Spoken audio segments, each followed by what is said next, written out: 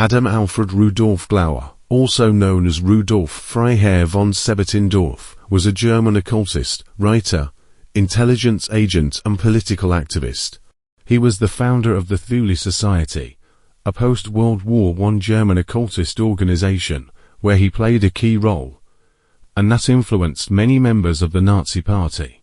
He was a Freemason, a Sufi of the Bektashi order, after his conversion to Islam, and a practitioner of meditation, astrology, numerology, and alchemy. Glauer was introduced to occultism and esoteric concerns when he was living in Bursa, Turkey. His wealthy host, Hussein Pasha, was a Sufi and interested in such matters. It was around this time that Glauer saw the Mevlevi order and visited the Great Pyramid of Giza in July 1900. At Bursa, Glauer became acquainted with the 𝗏𝗏𝗱𝗏 family, who were Jews from Thessaloniki. The 𝗏𝗏𝗏𝗏 family were involved in banking and the silk trade.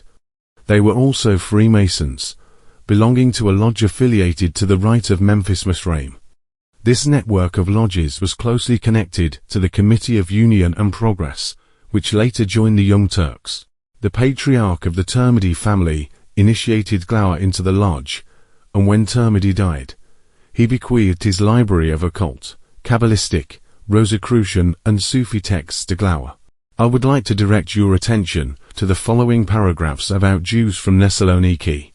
The history of the Jews of Thessaloniki reaches back 2,000 years.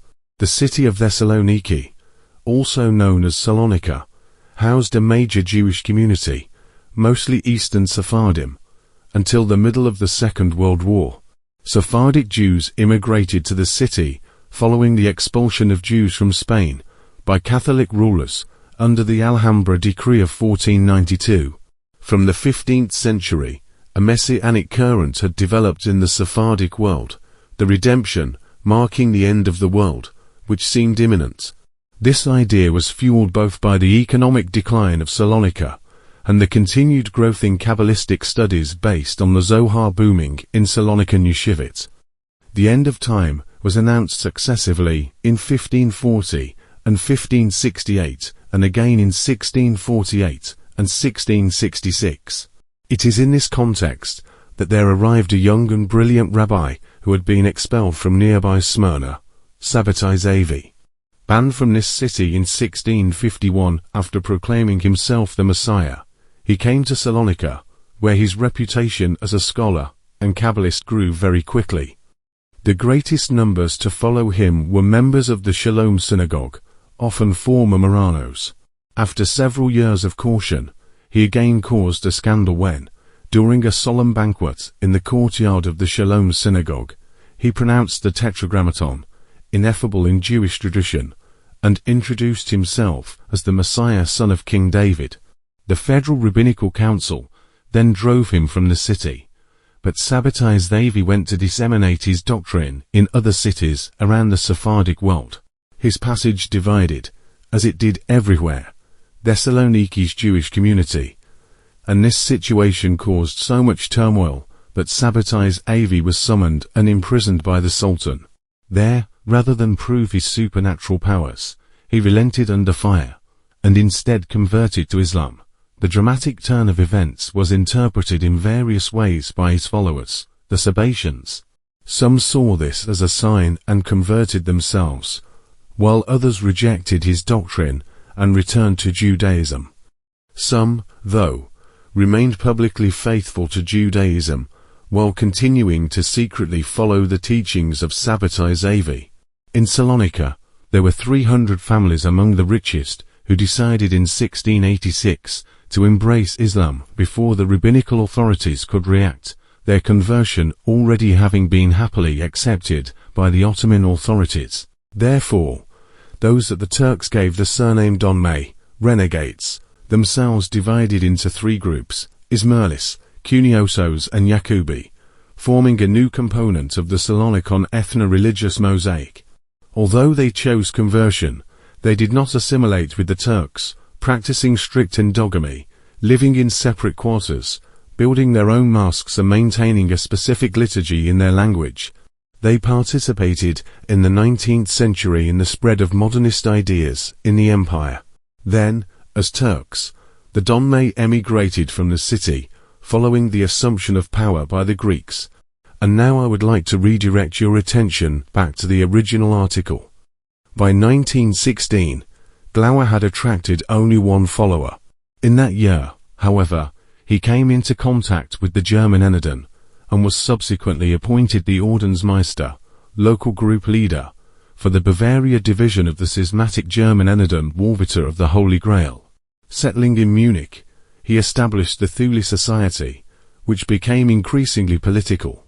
On the 5th of January 1919, Anton Drexler, who had developed links between the Thule Society and various extreme right workers' organizations in Munich, together with the Thule Society's 𝗧𝗆𝗄𝗃, established the 𝗖𝗆𝗍𝗶𝗁𝗃, DAP, or German Workers' Party.